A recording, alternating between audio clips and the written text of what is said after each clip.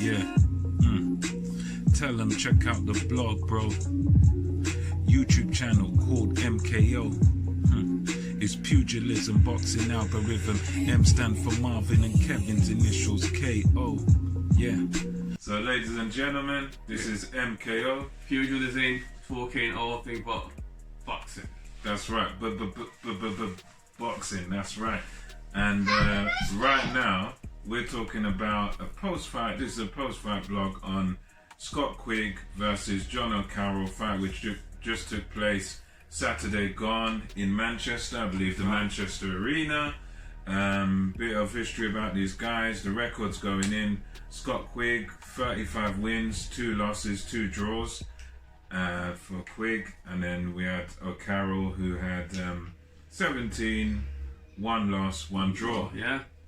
And it was a good fight. It was a good fight. Obviously, it just shows you that Quigg was a legend in the game. You know what I mean? And this fight just shows him that he's not his time anymore. Yeah. Like his time Daddy is. Dick, yeah. We got a little Shirai here now. It was just. It was a good. Quigg is a veteran. As I say, he's a veteran of 39 fight. That's right. And going had been out of the ring for over a year prior to this fight last week Saturday. And people was great. There was question marks about how much he had left in the tank.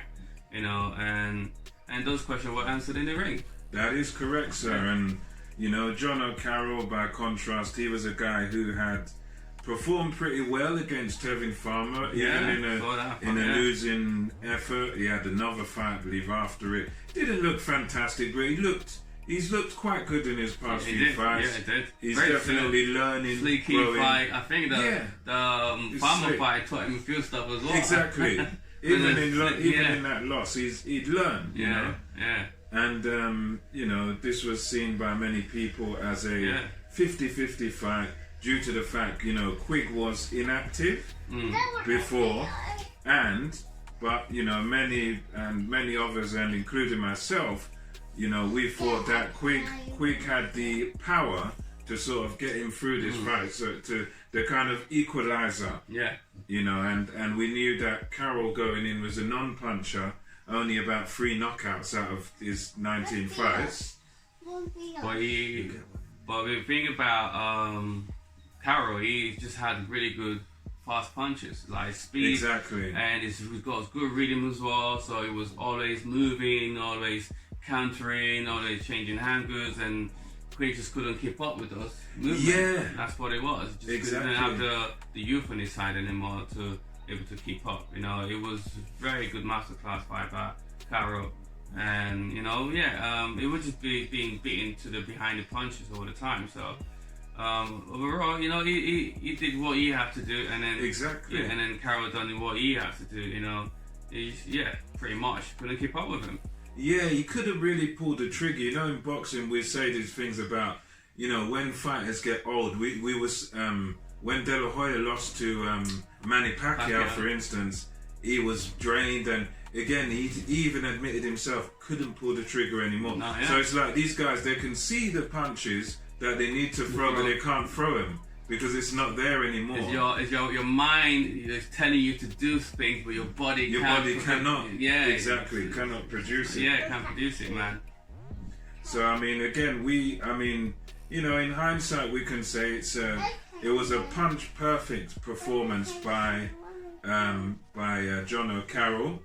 He didn't really put a foot wrong, used his southpaw skills, beat his man to the punch every time. So it was what I would call, a coming of age fight. Yeah, he came of age. He showed what he really can do, did Jono Carroll. And, in the aftermath of it, Kev, a lot of people been criticising Joe Gallagher for waiting until round 11 to throw it. A lot of people were saying, listen, that's 3 rounds too late and stuff like that. And, it's a bit sad. I can understand both sides. Yeah. But... Well, you know what? Because if Carroll was a puncher, like someone like Manny, Quigg would have been beaten up badly. Would have been beaten up badly. So maybe that's what people were saying. People were obviously looking at it. He was just getting tagged, but those punches weren't doing any real serious damage. Yeah, I think that must have been what it was. I mean, they were sort of doing an accumulative damage. Yeah. So I mean, they may have seen it similar to, you know, like what we were saying about Fury and Wilder. Where Fury's kind of a non-puncher, but his punches were doing this accumulative damage.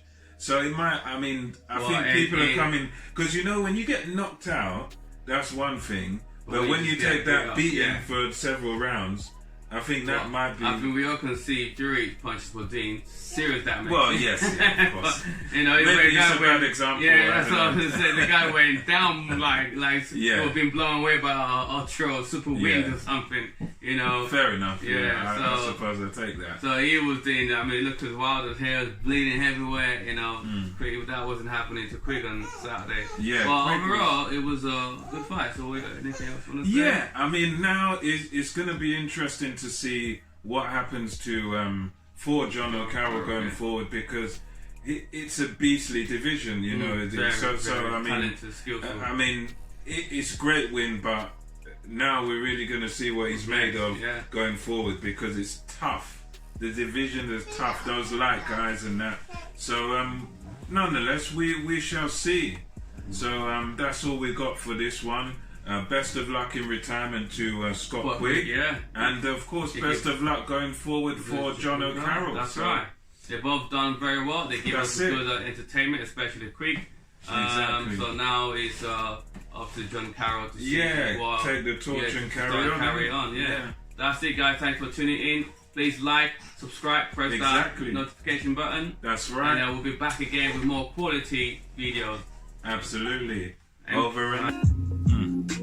Tell them check out the blog, bro. YouTube channel called MKO.